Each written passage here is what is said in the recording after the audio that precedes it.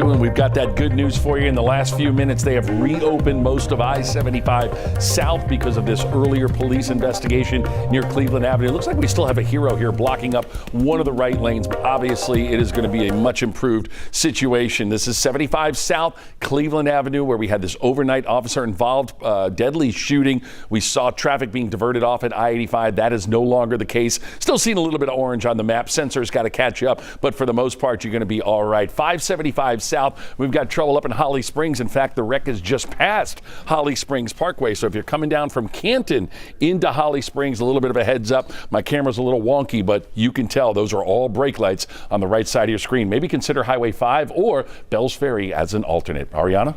Thank you, Crash. We continue to follow that breaking news on I-75. Atlanta Police is expected to give us an update at any moment on this breaking news. Our crew just got to Atlanta Police headquarters, and when the news conference happens, we'll bring it to you live.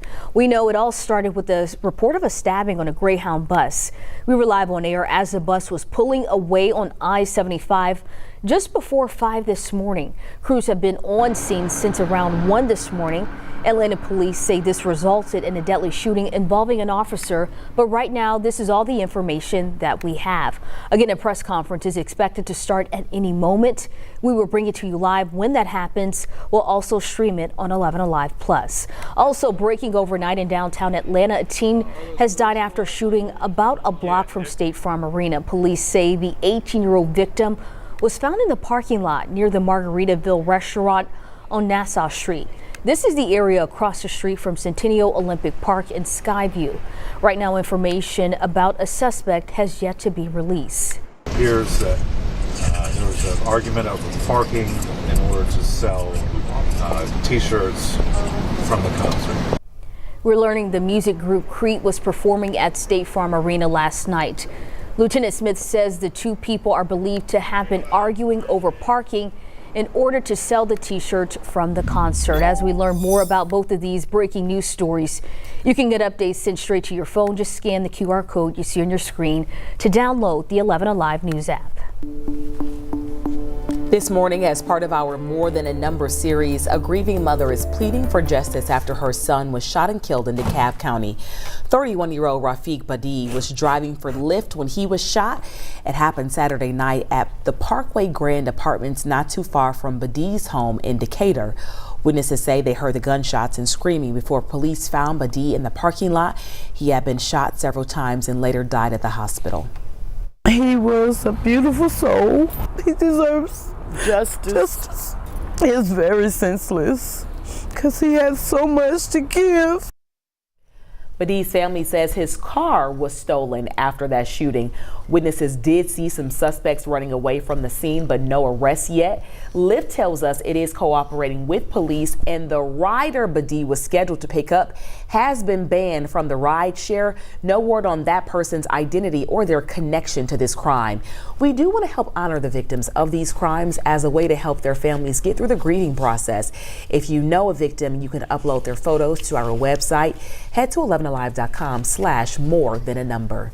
This morning, new charges in a deadly crash that killed a DeKalb County high school student. Charges have been filed against the teenage driver and two parents accused of letting the teens drink in their home. This is video of a memorial for 18-year-old Lakeside High School student Sophia Licavelli. She died in a crash on Oak Grove Road back in February. Investigators say the driver of the car, 18-year-old Hannah Hackmeyer, was going almost 100 miles per hour just before the crash. Her blood alcohol content was more than twice the legal limit. We're told Samantha and Aditi Rowe are parents of one of the teenagers hurt in this crash. They're accused of letting the teens drink in their home before they left in the car. Both now face charges of involuntary manslaughter, reckless conduct, and maintaining a disorderly home.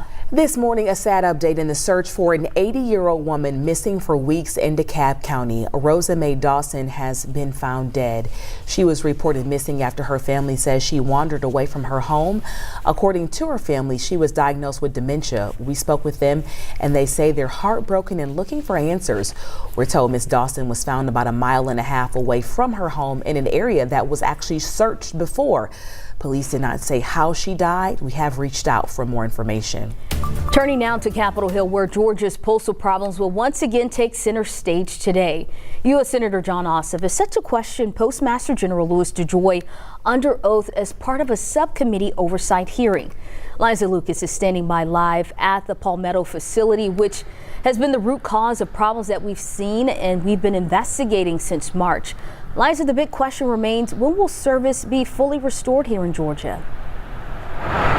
That's right, and that's a question that Senator Ossoff and really all the members of the Georgia congressional delegation have been pushing for, as have we here at 11 Alive, as we continue to hear from a lot of people about problems. And speaking of problems, I do want to point you to the backup of trucks that we have been watching unfold this morning. Now, we do have a little bit of a gap because the line finally started moving. It looks like we might have to perhaps wake some of the drivers up that have been just in a holding pattern since at least we've been here, likely long before that. Hopefully we'll get to talk to some of them later this morning. But again, DeJoy is going to be in the hot seat this morning on Capitol Hill. Let's throw back to April and that earlier hearing.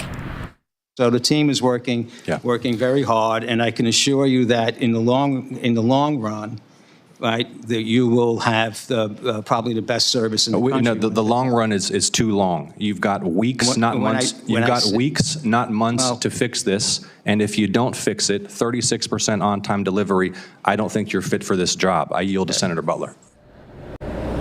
Again, that was back in April, and that tense exchange between Senator Ossoff as he grilled Postmaster General Louis DeJoy at the time after mail service really tanked in Georgia last spring, getting down to 36% on-time delivery.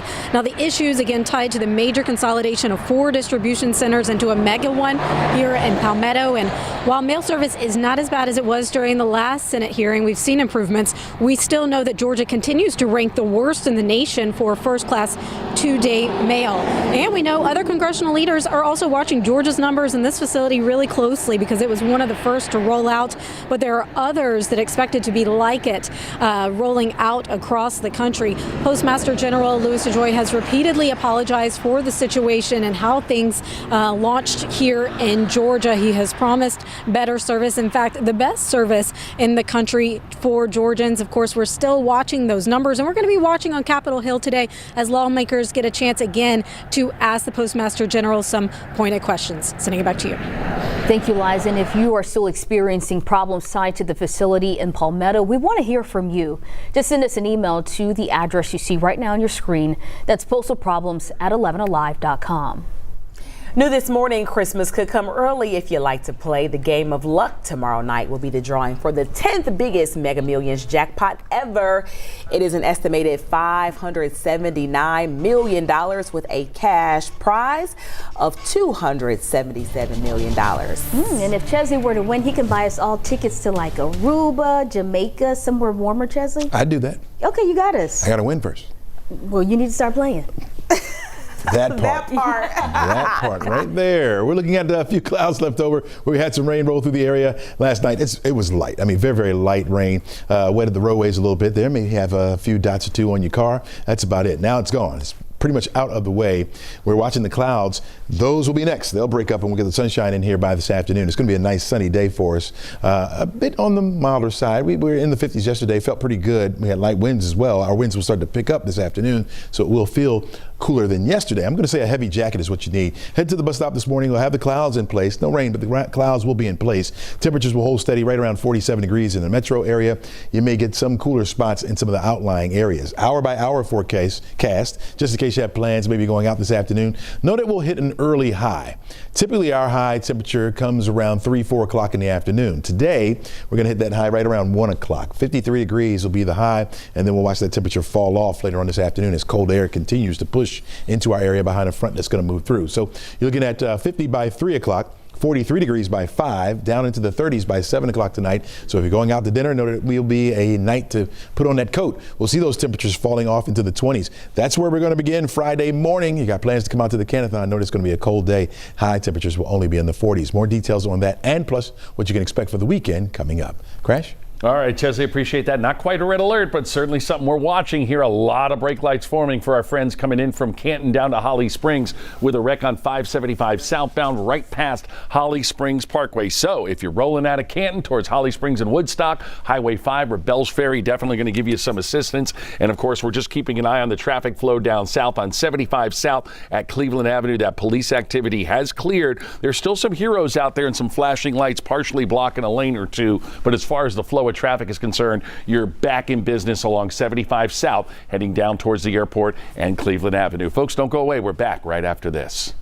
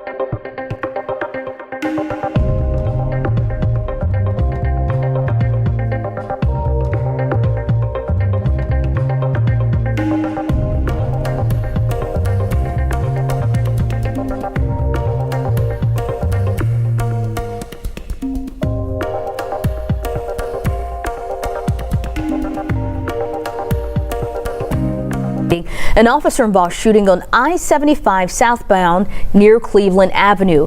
Our crew just got to Atlanta Police Headquarters. Atlanta police have said that they will give us an update within the hour when that news conference is set to begin. Of course, we will bring it to you here live as we await for them to take the podium. Yeah, here's what we know. We know it started with the report of a stabbing on a Greyhound bus. We were live on air as the bus was pulling away on I-75 just before 5 this morning. Crews have been on scene since around 1 this morning. Atlanta police say this resulted in a deadly shooting involving an officer, but right now this is all the information that we have. Also developing out of downtown Atlanta, where a teen has died in an overnight shooting. Police say the 18-year-old was shot behind the Margaritaville restaurant across from Centennial Olympic Park just before 10:30 last night.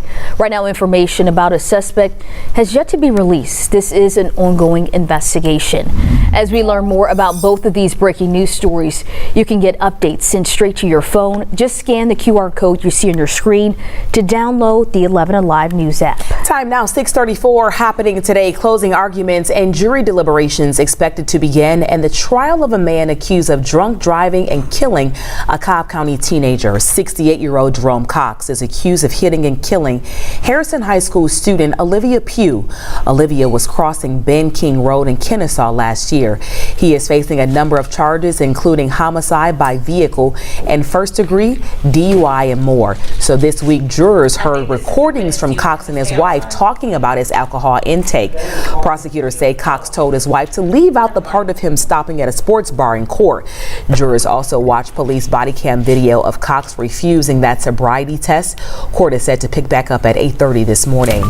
Well, it is holiday shipping time. We want your presents to arrive on time, but we know we've had some drama with that in Atlanta, and now we're seeing these mail trucks lined up at a Georgia mail hub. Yeah, this is senators get ready to question the man in charge of USPS on Capitol Hill today. Liza Lucas is live for us. Liza, Senator John Ossoff is going to push for more answers on when service will improve in Georgia. What are you seeing at the distribution center this morning? Good morning, Ariana. Good morning, Aisha. Yeah, we've been here for several hours now. I'm going to go ahead and give you a pan. What we've got is about a dozen trucks lined up trying to unload here at the Regional Processing and Distribution Center in Palmetto. As you mentioned, a mega hub for Georgia. Really, the majority of Georgia's mail goes through this center. And trucks have been moving. You can see they've paused again, but it was a better situation a few moments ago than when we first got here and things were not moving at all. Meanwhile, the latest numbers we've been tracking from the Postal Service show first-class mail is doing better than it was in the spring, but we still have not fully recovered here in the state. Georgia actually continues to be the worst in the country for two-day first-class service. Now, back in April, we took you to D.C., where senators from the same committee grilled the Postmaster General over service concerns in Georgia and plans to consolidate other mail facilities in the country. All of this part of a 10-year plan to save the Postal Service. Now, the Postmaster General apologized for the drop in service we saw here in the Peach State. He also defended the need for such changes. In fact, Postmaster General Louis DeJoy told me in April that the Postal Service invested around $500 million here in our state, and he says that he's promising the service to be among the best in the country. Take a listen. Good investments. We apologize for the issues that occurred, and the team is working very hard. And I hope that everybody just gives us a chance to see these investments pay off for the communities. So I actually just heard from a viewer who was watching this morning, that viewer telling me that they had a first-class mail car that was supposed to take at most 5 days, took about 11 days, just to show you where there is some lag still in the system. And then we've got the situation behind us. We're going to check in with the Postal Service to see what's going on here. Is this a symptom of the Thanksgiving holiday, or just the holidays in general, or something more? And of course, we'll bring you updates as that hearing gets underway this morning at 10 a.m. in D.C. Sending it back to you. Thank you, Liza. This morning, President-elect Donald Trump has announced several more additions to his administration. Former United States Senator Kelly Loeffler has been selected to lead the Small Business Administration. Trump has called Loeffler a tremendous fighter in the U.S. Senate during the first Trump administration. Loeffler represented Georgia for more than a year when the late Johnny Ikenson resigned. Now, Trump is still fighting his Fulton County election interference case. In a new court filing, his attorneys are asking the Georgia court to appeal or to dismiss his charges. Attorney Steve Sadow argues that a sitting president is completely immune from indictment or any criminal process. The motion relies on a standing Department of Justice policy that bans the prosecution of sitting presidents. That policy has not been tested at the state level. The Fulton County District Attorney's Office has declined our request for comment. This morning, an apartment complex is suffering from cold temperatures after residents say property management are failing to fix the heat. One woman says she has been left without heat for at least 2 months, and we know how cold it's been, especially overnight. This is all happening at the 1890 Adams House Apartments off Campbellton Road. Some people there are using portable heaters or their oven to keep warm. We all know how dangerous that is, but it's their only option. Fire officials say these methods are very dangerous to use, but residents say, what else are they going to do? The last several days, the temperatures at night in Atlanta have dropped below 30 degrees. October, I told her, I said that my heater doesn't work and my air conditioner didn't work for the summer. I said, but can I at least have some heat? I've been promised heat, but I have no heat. And we did try to reach out on behalf of these residents, contacting the leasing office, but we couldn't even get through.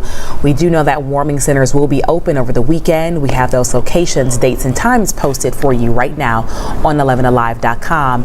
And if you are looking to warm your home without breaking the bank, we do have a few tips for you. Listen up. So first, go ahead and set that thermostat to 68 degrees Fahrenheit. For every degree you lower your thermostat below 70, you'll save about 1 to 3% on your heating costs. Check that none of the vents in your home are blocked. And finally, find and seal any air leaks you might have in those doors and windows. They can account for up to 40% of the energy used to heat your home. Your time now is 6:39. I know my thermostat has been working overtime these last few days, Chesley. Yeah, we've had to use that heat because of those cooler temperatures. Now, yesterday we warmed up nicely. We got into the 50s during the afternoon. Our winds were light. It felt pretty good out there in the sunshine. Clouds increased overnight, and we had a little bit of wet weather move through the area overnight, but that's now pushing further down to the south. In fact, breaking up as it goes. Our trend for this morning, we'll see those clouds getting out of the way and the sunshine returning to the forecast area, but the winds will start to pick up on us. Time for your forecast. The forecast centered around your activities like heading to the bus stop this morning. You'll have cloudy skies. Temperatures right around 47 degrees, at least here in the metro area. Maybe some lower 40s in some of the outlying areas, but a cloudy start for us. We'll have the sunshine by the time kids are getting out of school. Mostly sunny skies by 3 o'clock. I think we'll reach an early high today of about 53, 52 degrees. That'll be around 1 o'clock this afternoon. By 3, falls back down to 50, and we'll continue to see those temperatures fall off as we head through the rest of the evening. In fact, with clear skies and light winds, we'll see those temperatures going down into the 20s. That's where we're going to start off our Friday. It will be another cold day for us. The temperatures will only be in the 40s, right around 47 degrees. We'll rebound a little bit on Saturday. We'll keep the sunshine in play. 53 degrees for the high temperature. 60 is where we should be for this time of year. We'll get there on Sunday. Clouds increase once again ahead of the next system that's going to come through. Could bring rain by Monday, but still a mild day as temperatures will be right around 63 degrees, finally back above average for this time of year. Crash Clark, over to you. All right, Chesley, what's left of our police activity that had 75 South at Cleveland Avenue shut down? Still just a couple of heroes blocking off part of right lanes along 75 South as you're approaching it, but it's no need to panic. If you're off to the airport or you work down on the south side and you got to head that way, you're going to be in fine shape. Maybe a brake light or two making that transition, but certainly nothing to write home to mama about. You got that connector starting to wake up a little bit as folks make their way in and around through downtown, but I'm still going to give you condition green. That is not bad at all. Less than 10 minutes on either side of 75-85, your downtown connector, and we'll give you one more peek. 75 South approaching Cleveland Avenue. Still seeing some hero activity, but for the most part, you are back in business. Aisha. All right, Crash, thank you. 642, the search is on for the shooter who gunned down the CEO of United Healthcare on a busy New York street, while police say this was a targeted brazen attack. Plus, we're waiting on an update from Atlanta police about a deadly police shooting on Interstate 75 while you were sleeping. We'll bring you that update in press conference as soon as it starts.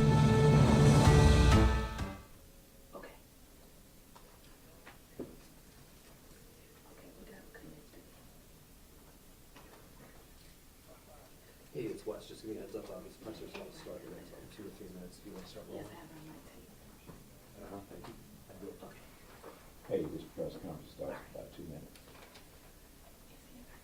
You're good.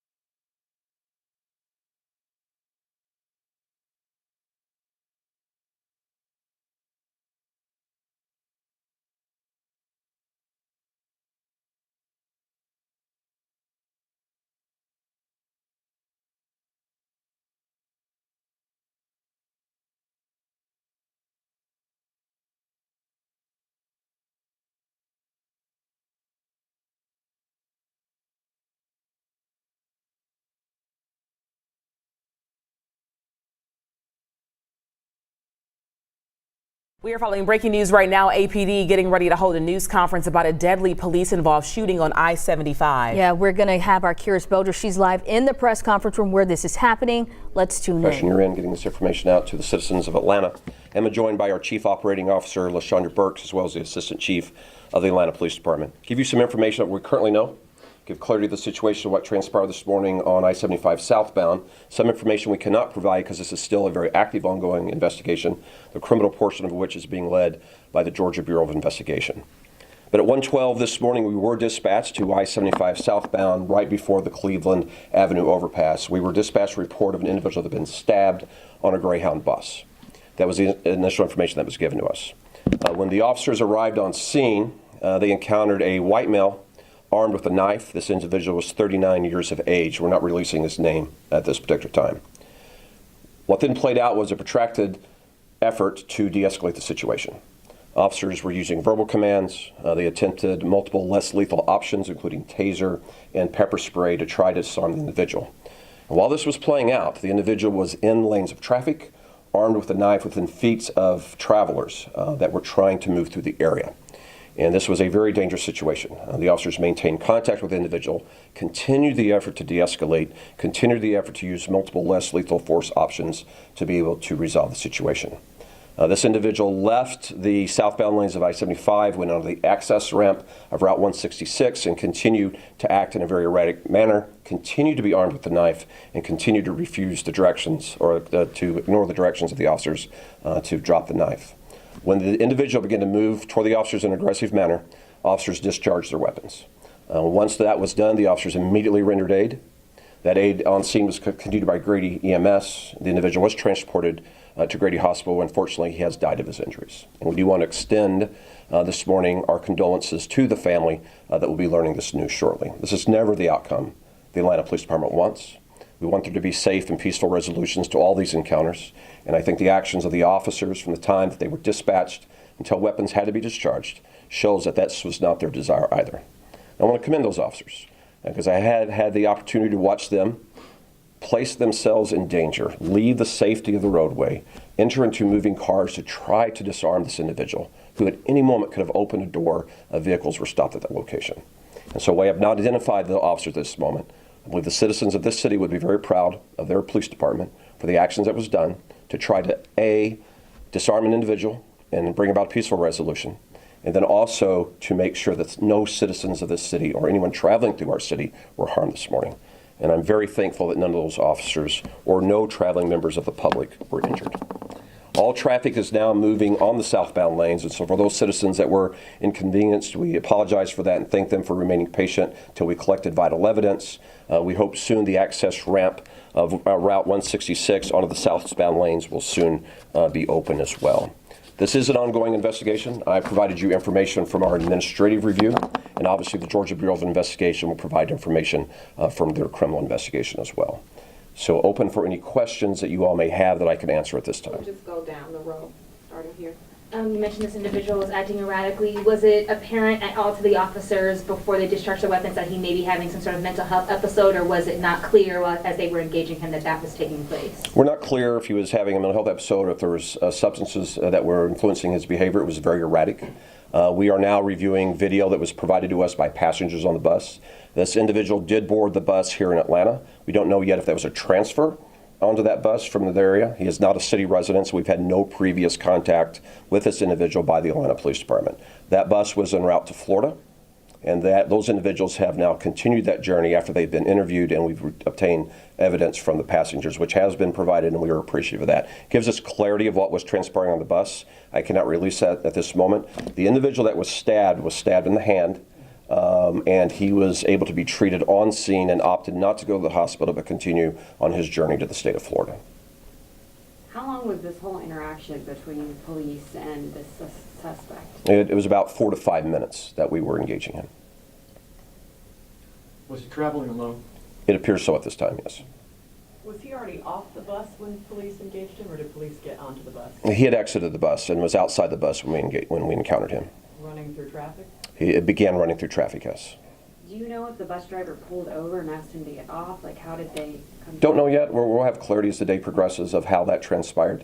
And it's certainly something that the Georgia Bureau of Investigation will be looking into and will be assisting in that as well. Is there any footage on the bus that you're reviewing as well? Cameras on that vehicle at all? We have citizen-provided footage that we're reviewing. Do you know how many people were on the bus? Do not. Just one officer that fired their weapon? No, at this time, 5 officers discharged their weapon.